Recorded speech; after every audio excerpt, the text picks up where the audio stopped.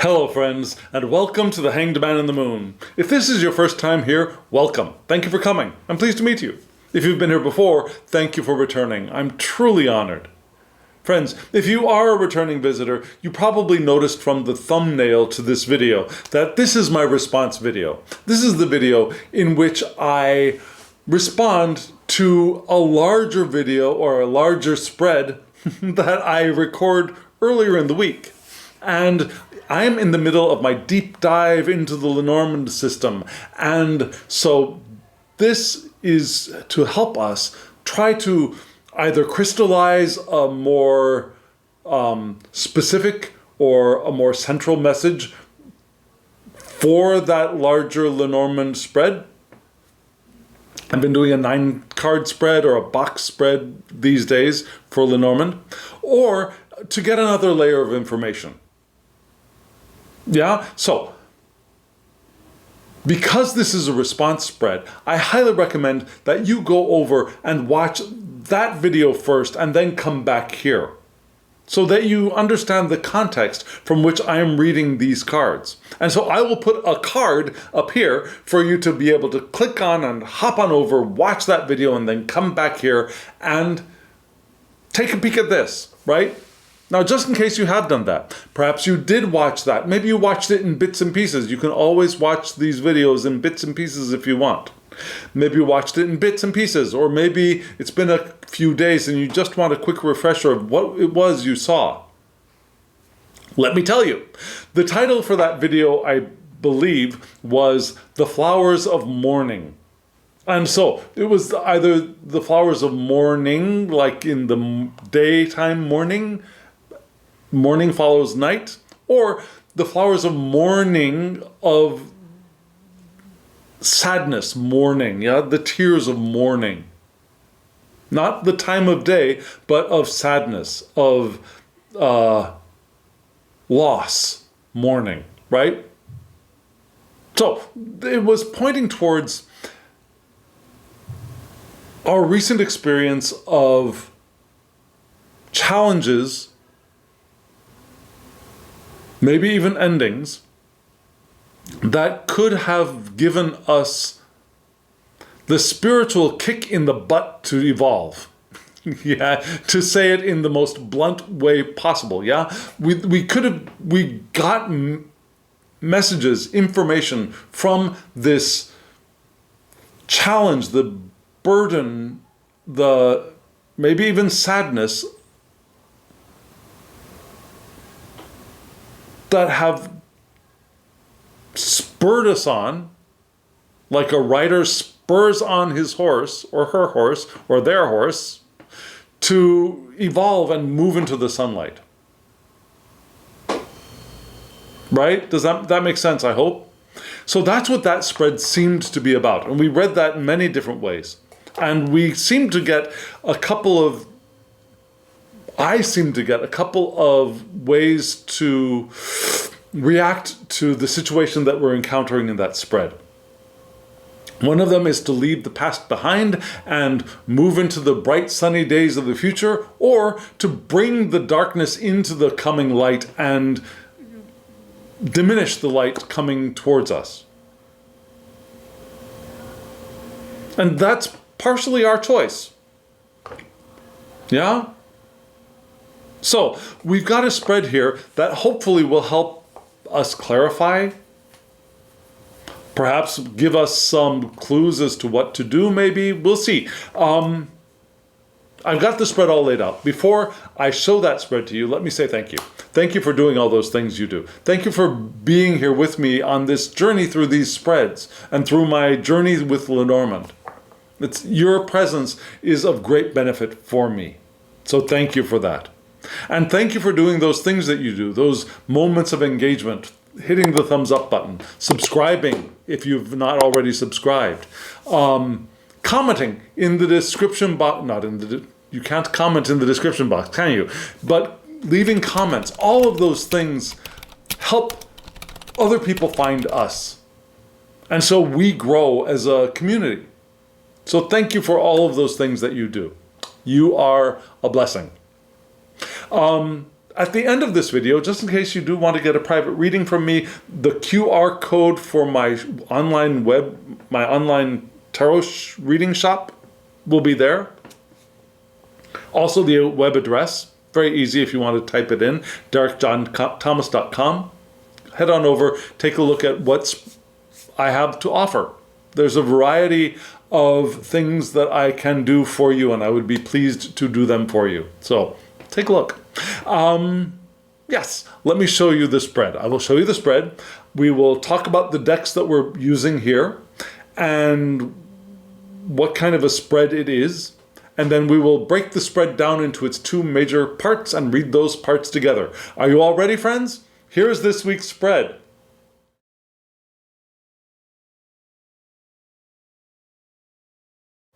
So friends, the tarot deck has been on my channel a number of times. Now the three cards you saw on the top are from the Tarot of the Holy Light by the wonderful, brilliant Christine Payne Towler. And I love her work. I love the work that her husband, Michael, who has passed, did creating this deck and the Udes Picard deck. It's brilliant. And this deck has been what has helped me to make my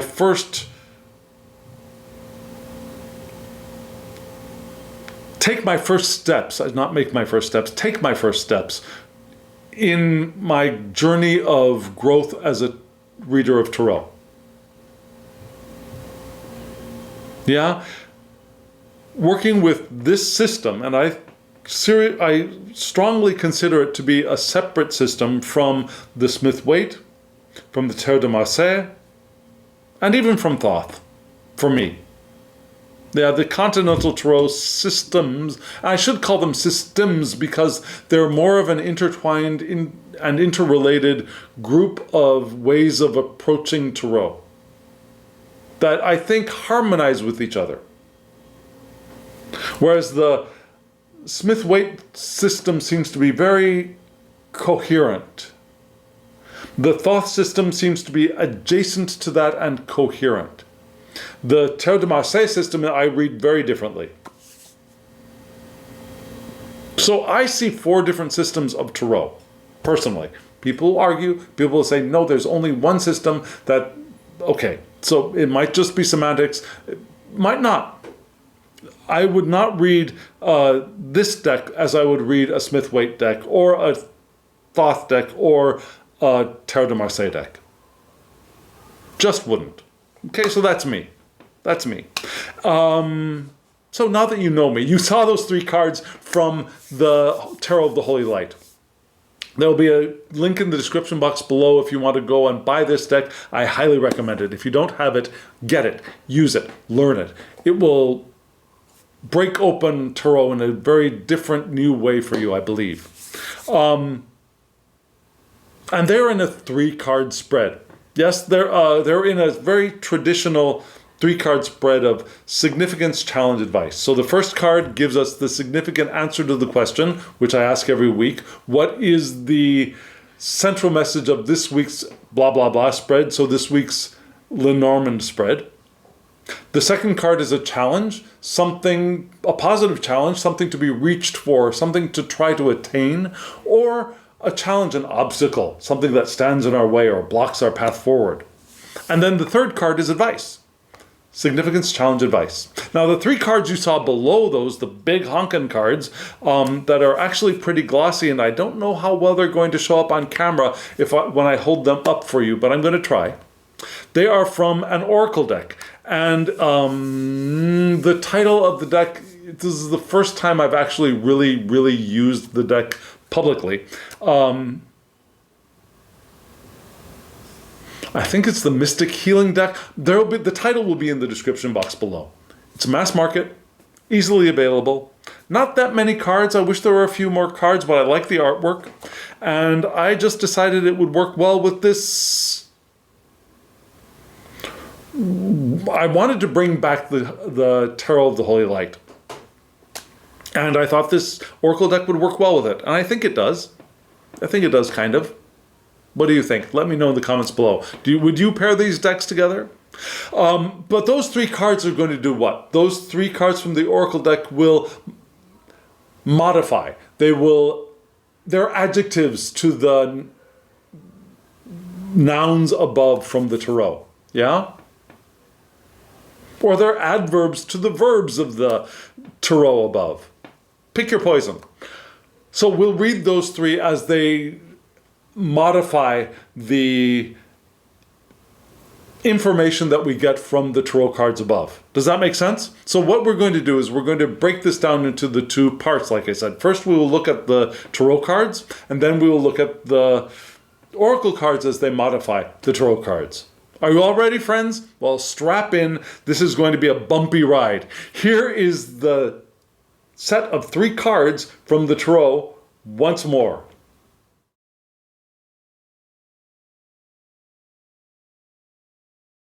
Friends, you just saw from left to right we had the Six of Cups, the Nine of Discs, and the Four of Cups. So, discs in the center, Earth, flanked by two water cards, the cups, right? I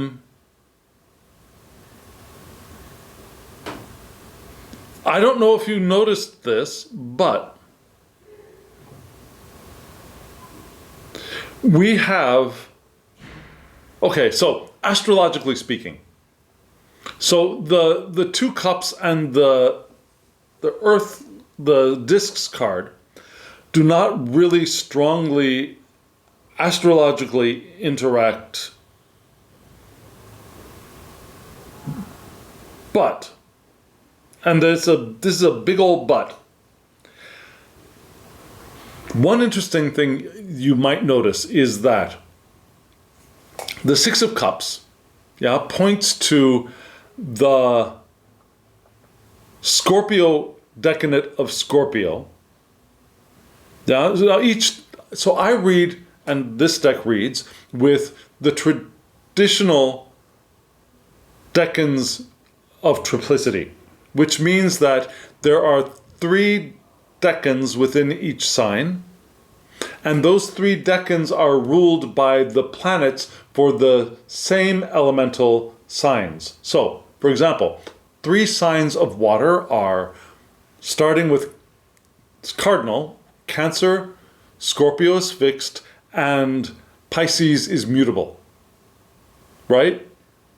So for the sign of Cancer, there would be three houses, or not three houses, three domiciles, I should say.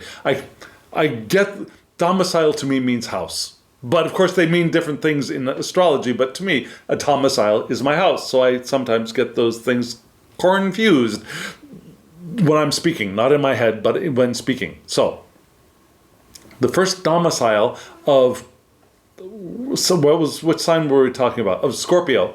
The first domicile of Scorpio is Scorpio. The second domicile of Scorpio is Pisces. So that would be Pisces decadent of Scorpio. And the third would be Cancer. But because we go around the zodiacal wheel. The third would be Cancer, so that would be the Cancer domicile of Scorpio. All of Scorpio. So here we've got two houses of Scorpio, right? So the first one is Scorpio of Scorpio, which brings the fixed aspect of fixed water. Now the second card is the Virgo decadent of Virgo, yeah, which gives us the mutable aspect of mutable earth. So fixed water of fixed of fixed water, mutable of mutable earth. And then we get the Pisces decadent of Scorpio, which brings in the mutable aspect of fixed water. So we've got fixed of fixed, mutable of mutable, and then we've got mutable of fixed. So that's interesting to me. Yeah, that those two aspects, the fixed aspect and the mutable aspect, merge in the last card. Right? I think that's interesting. Isn't that interesting? So, we are still going to start off with this beautiful, beautiful Six of Cups card. And here we see two, how many putti? We have two putti and a lion, right? Now, I am a Leo, so that lion is attractive to me. Yeah, my sun sign is Leo. And so these two putti there are playing with this lion, and the lion is taking it all in stride, right? The lion looks, the putti, the young cherub-like beings, they've covered the lion's eyes with a cloth, and the lion is not angry, it's not fighting, it's just letting the little kids play, right? Which is interesting in the card which gives us the Scorpio decadent of Scorpio, fixed aspect of fixed waters, vital attributes entering our spread. So, for Christine Payne Towler, the Six of Cups is refreshing openness and innocence, right? Easy learning. And if we think back to when we were enthusiastic and open-minded children, we get the sense of the Six of Cups, which is a little bit of an echo of the Smith-Waite deck, right? That idea of nostalgia, but instead of it being nostalgic, here we have that openness, that open-mindedness, the easy learning re-entering our lives.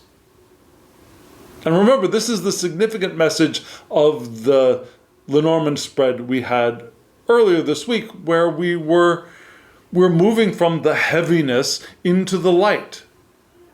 Right? So the significant message from that spread is to regain our childlike innocence. And remember, we've had other Lenormand spreads recently which were about reclaiming our childlike naivete. Remember? So this message is carrying forward with us through time. So what we wanted in the past can still be attained if we aspire to it as well. It's not just thinking back to the past, it's the past openness. The past desires are being brought forward into the future here. Into the present, I should say, here with the Six of Cups. So we want to be a child of any age, unafraid to follow our imagination all the way, with concentration and passion. And the most important and creative aspects of Mars are here, in Scorpio, in this card. Yeah, this is the freshest aspect of the mature-ish Mars, recalling his old Aries days of creativity in his more mature state, in Scorpio. So, the childlike play and experimentation are always available to us. And reading from the guidebook,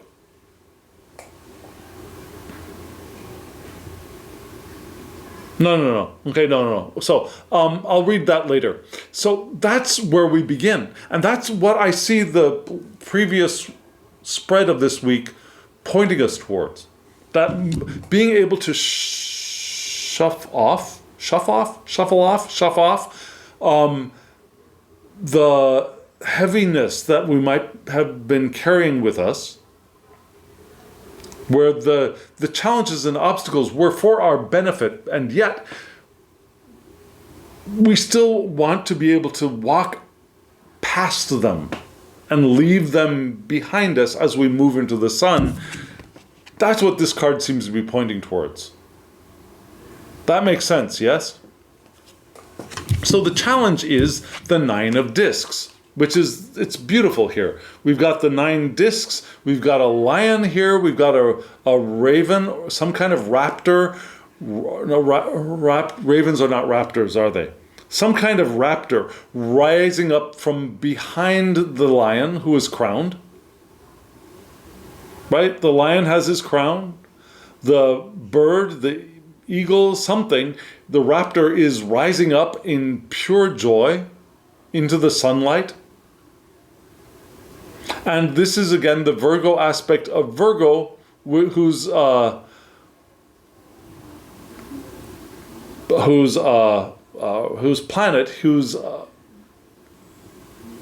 which is the Virgo aspect of Virgo, which is the domicile of Mercury. Yeah, the domicile of the Scorpio decadent of Scorpio was Mars, right? Here we have the Virgo decadent of Virgo, which houses Mercury. So we get the mutable aspect of mutable Earth's vital attributes entering our spread here, which is what? It's Mercury, again, in his mature home of joy and freedom available to one who has solved the challenges of survival, lives well. So imagine Virgo has gotten all of her stuff organized, and Mercury, who lives there, is now happy and is comfortable and is full of joy and freedom because everything is in its place, right? And so there's some free time here, some energy, and some resources for our unique interests. We have stuff available to do the things we want to do. So the challenge is to get here, right? To get our stuff all in its place. For things to be well ordered. Virgo likes things to be well ordered. To have things well ordered. Have a healthy household with good intellectual development. Mercury likes to learn stuff, to develop, to grow, right? We want to be of value to our community as well, including being of help to those in less secure and less positive conditions. So we want to be of help to others as well. We want to help direct the sunlight that we feel onto those around us as well. So that is the challenge. We put the mask on ourselves, and then we put the mask on the other people around us. Yeah, we get ourselves organized, we get ourselves feeling good, secure. Remember the house card in the Lenormand Spread. We get ourselves feeling secure in our space, and we can feel the joy. We can feel the freedom. We have the stuff we want to do the stuff we want. And then we can also shine that light on those around us. And as we learn, we can share what we learn. And as we feel more secure, we can share that security. Yeah? And then the next card is this card, the Four of Cups, which I've found challenging in this deck. Why? Well, okay, what do we see here? We see the cups rolling on a roiling sea, right? But there's a little bit of a path. It's a little bit like the waters parting for Noah in the Bible. You see that path leading down the center towards the sun? Remember, the sun was important in the Lenormand Spread, right? We're moving into the sun. And this is the advice. And what do we have here? We have the Pisces decadent of Scorpio, which is the domicile of Jupiter. Jupiter is the planet for Pisces. So we get the mutable aspect of fixed waters vital attributes entering our spread here, entering our natal charts, entering our lives. That's the advice. And yet this is a card that is not all that happy, joy-ish, right? So why is this card advice? Well, let's read it. Let's think about what this card is telling us. It tells us that expansion, yeah? Expansion can lead to disengagement or disorientation. Jupiter in Pisces is expansive. And Scorpio, that fixed, crystalline focus of Scorpio in that expansive water of Pisces can get lost. Yeah? And the fire that Mercury brings in, I'm sorry, not Mercury, Mars. Mars brings into Scorpio in the first decanate. Here, we lack that mutable aspect of the fixed water. We lack the fire of natural pairing to Aries. Yeah, that fire gets drowned out in all of this water. Where it was still crystallized in the Six of Cups, here in the Four of Cups, it's submerged, right? And so we've got the chance of losing our power and agency here, dropping into this large sea. There's a path that is bright and shining towards the sun of potential here, but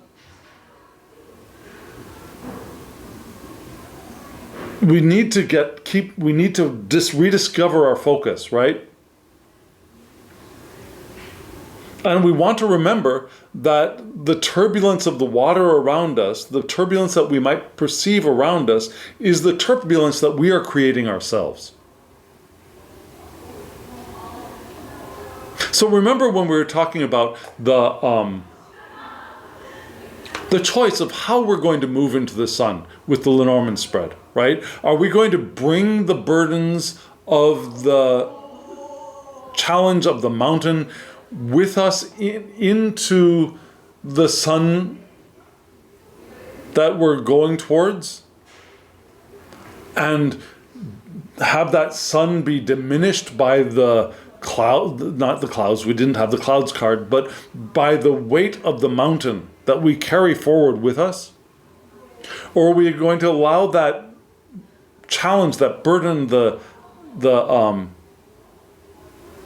obstacle to end and move into the sunlight clear and free? I think this card is pointing towards that choice, and we have the choice to recognize that we create, at this point, we are clearly creating our own turbulence. And there is a path forward towards the sun, but if we're experiencing the turbulence of why did it have to be like that? Why did it have to be so hard? What's wrong with me? What's wrong with everybody else? What's wrong? What's wrong? What's wrong? What am I doing wrong? What are they doing wrong? As we move into the sun, we are creating that turbulence ourselves. And we've lost our focus. We've lost our potential crystallized diamond of Scorpio's decanate of Scorpio in the ocean of Pisces.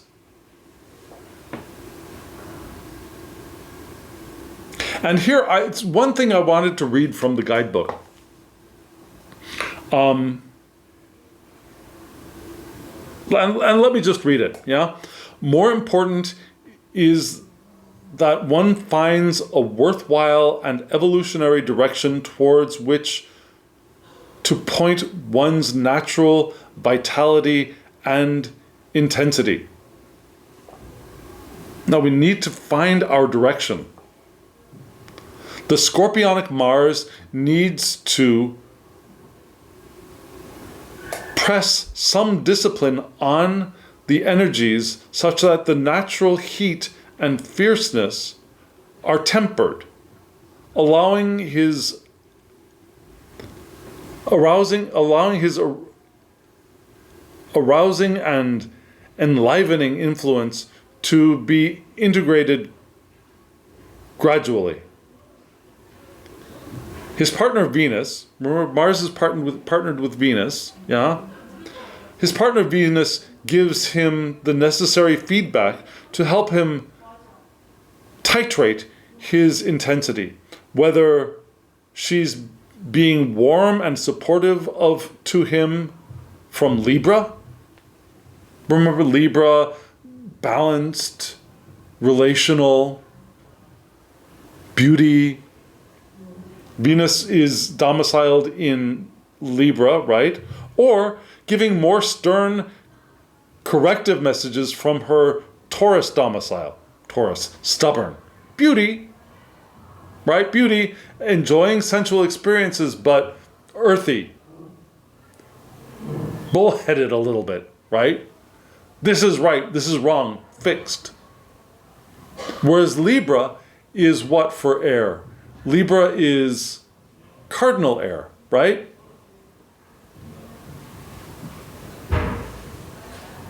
So, we could, our Mars's partner Venus could be supportive and loving of Mars in his path forward or being critical. But we do get reaction from that Venus aspect of ourselves. It's not coming from the outside necessarily, it's probably coming from within. So are we going to be supportive and loving of ourselves, or are we going to be stubborn, critical of ourselves? That we might have the chance to make a decision, but still, we want to listen to that voice and find a way to focus and maintain that scorpionic Martian focus of passion and drive forward towards the sun. Yeah? Does that make sense? And so there's that child, we also want to maintain our childlike innocence and playfulness and discovery and faith in the future and our growth that came from that Six of Cups. As we get our stuff organized, and the challenge is to organize and keep our focus and move forward. Yes? So friends, let me show you those oracle cards and see how those oracle cards are going to modify the information we got from the tarot cards. Here are those oracle cards once more. Here they are.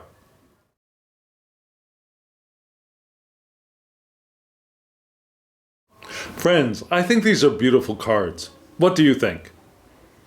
They are glossy, so if you like taking pictures of your cards, that's a little bit of a challenge, and they're big, but they're not that difficult to shuffle because there really aren't that many cards, and the cardstock is very, very bendy. So that's okay. Oh, here's what the backs of the cards look like. It's a beautiful deck. Again, I wish there were more cards, but I love this deck. I might try and find another deck that I might be able to work in with this deck and maybe read them together. I don't know. If you know of a deck that is from, I think this is Rockpool, and that would be about the same size, not about the same, that would be the same size and might work well with this deck that I could supplement this deck with, I'd love to hear your ideas. Let me know in the comments below. Anyways, I'll be looking for that myself. We got from left to right, card number 25, which said Release Fear. Love that image on that card. The central card was Experience Rebirth. What card could be more appropriate for that section? And which is number 12, and then number 22 was Minimize Guilt. I think these three cards are perfect adjectives to the above nouns or adverbs to the above verbs, yeah? And we'll start with the first one, which is this Release Fear. I love this image. I hope you can see this clearly with the gloss on this. Release Fear, we see this guy standing behind a door, right? Peeking up from behind the door. And not only that, but he's wearing a mask too. So he's got a mask, he's hiding behind a door, he's peeking out. So, what is it saying? It says, we might be being myopic. Yeah, we might be walking around with the world pasted to the end of our nose and not being able to see broadly. Yeah? And it's not even the world that we have pasted. It's our story about the world we have pasted to the ends of our noses. Yes? So we want to stop worrying. We want to take responsibility for creating our own reality. But we want to focus on what we want to experience. This will bring magic into our lives. So instead of hiding behind the door, instead of blaming the world for our experience of the world, we want to take responsibility for our own creation and focus on what it is we want instead of what we don't want. And that will bring magic into our lives, right? And so that is what helps us understand the Six of Cups card better. Yes? So, how do we find refreshing openness? How do we reclaim the child of our, reclaim not our inner child, but reclaim our child? Reclaim our innocence, reclaim our imagination. We do that by doing this releasing fear bit, right? We peel our fears off from the ends of our noses. We take responsibility for having put those fears on our noses in the first place. And we focus on the things that we want, like the children are focusing on the things that they want. Yes? That's the primary message from our Lenormand spread for this week, I believe. Now, the next card we have here is Experience Rebirth. And we've got this wonderful,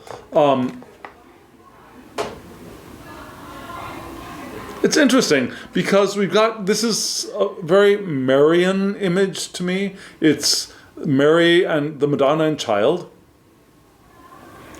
But the Madonna here has become almost like a triple goddess, right? And the child is binary instead of triplicate, which is interesting. It reminds me a little bit of both Christ and John the Baptist, but you'll notice that one of the children is looking out at us, and one of them is looking off to the right, which makes me think of looking off to and pointing towards the future. So we're here asked to experience our rebirth. We're asked to choose a new path that takes sensitivity into account. Yeah, we want to be aware of ourselves and we want to allow for our own sensitivity. And the path might be slower and might ask for our inner growth, but that's the path that we want to take. And we want to allow ourselves to discard old notions, outdated ideas, and develop our inner practice of self-acceptance.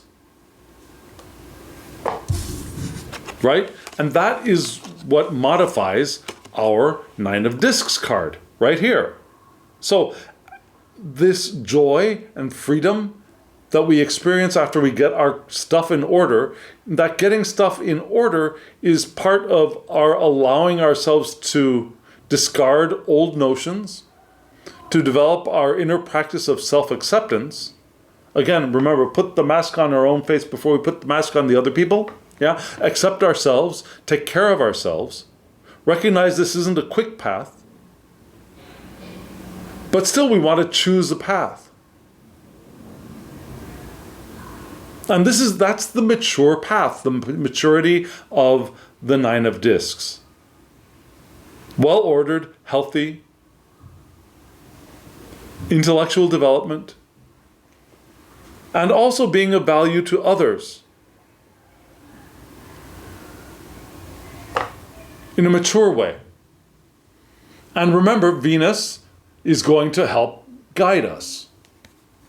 Because why? Because I said, because Venus is going to be popping up in the next card, kind of. Partner of Mars, right?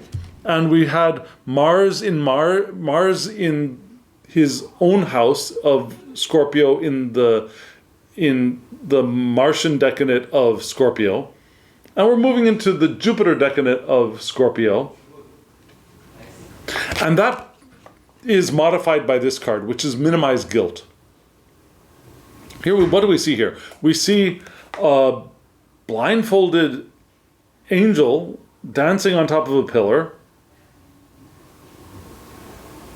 in front of what looks like Mercury to me, maybe a depiction of Mercury, maybe not, maybe just a magician, maybe not.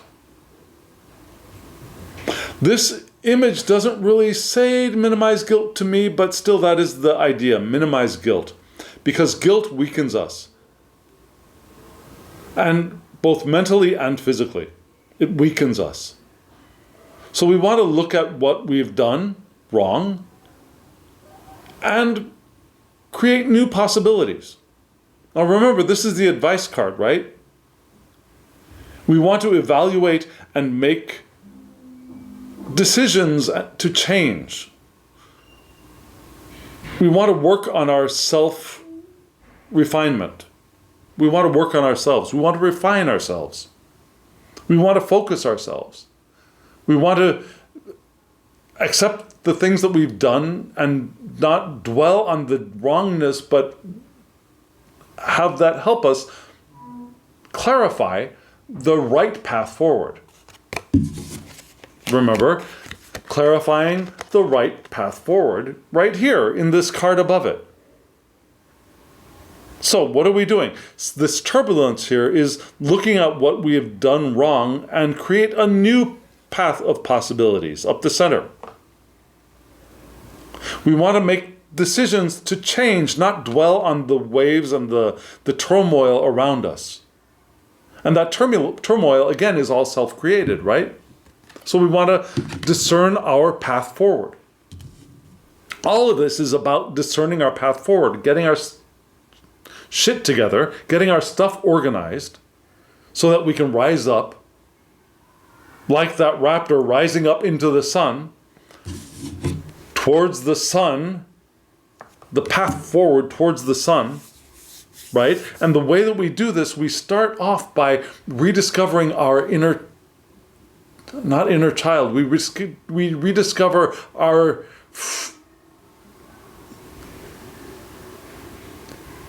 hidden, our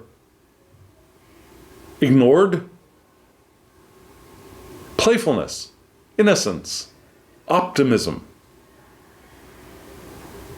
by releasing the fear, taking responsibility for the stuff that has given us guilt, right? Responsibility for the stuff that's given us guilt, and focus on what we want to experience, which is that leads us towards the sun, the path forward. And we're able to leave those mountains behind, which were all indicated in the Lenormand Spread this week. Does that make sense? I think this clarifies that Lenormand Spread well. Do you agree? If you agree, let me know in the comments below. If you disagree, let me know in the comments below. Let's see if we can work through this together. Friends, I think this has become a very, very helpful thing for me, hopefully for us. In just a moment, you are going to see the QR code for my shop, remember? Take a look at that. And now, as always, I wish you love, joy, well-being, and pure awareness. Thank you.